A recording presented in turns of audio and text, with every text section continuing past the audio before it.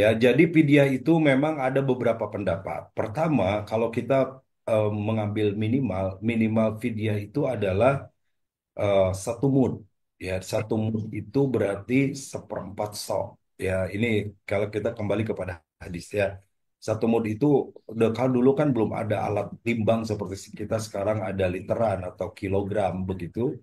Nah, mud itu 1 genggaman kurang lebih gitu ya. Atau eh, diperkirakan 1 kilogram kurang gitu kalau jam atau 3/4 kilogram itu kalau pakai istilah menggunakan kata mud itu sebaiknya itu minimal gitu ya.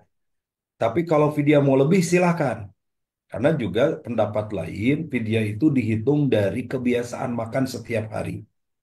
Jadi kalau misalkan sehari makannya 10.000 maka ya keluarkan 10.000 per hari itu ya. Berarti kalau tidak puasanya 30 hari, maka 30 hari dia harus membayar fidyahnya. Harus dipahami dulu siapa yang bayar fidyah ini, gitu ya. Tidak semua orang. Satu, kalau kembali kepada ayat Quran, yang bayar fidyah itu dasar hukumnya adalah surat Al-Baqarah 184, ya. Wa 'alal ladzina yutiqunahu fidyatun ta'amu miskin. Jadi orang yang yutiqunahu. Ya, yutikunahu itu yang memang tidak kuat untuk berpuasa. Siapa yang tidak kuat puasa? Satu, yang pertama adalah kakek nenek yang sudah sangat sepuh. Sehingga dia tidak mungkin lagi puasa. Sebab kalaupun misalkan dia tidak puasa mau mengkodok, kapan kodonya juga? Karena udah nggak kuat. Yes. Maka dia boleh tidak puasa dan bayar fidyah. Yang kedua, mungkin belum kakek nenek, masih muda, tapi sakit yang sakitnya, mungkin tanda kutip, kita diponis oleh dokter nggak ada harapan sembuh. Atau sakitnya memang harus berobat secara berkala secara rutin setiap hari dengan waktu tertentu. Misalkan setiap siang jam 1, jam 12 harus berobat. Kalau enggak terputus obatnya bisa berisiko kepada kematian dan sebagainya begitu ya.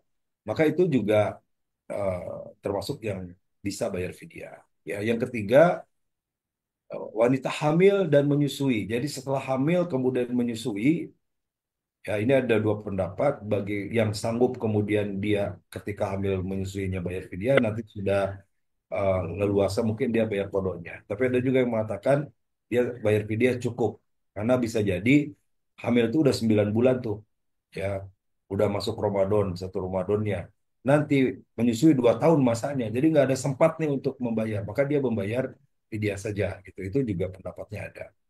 Nah, di luar itu tentu bagaimana wanita haid dia kalau beres haidnya ya kodok bukan fidyah.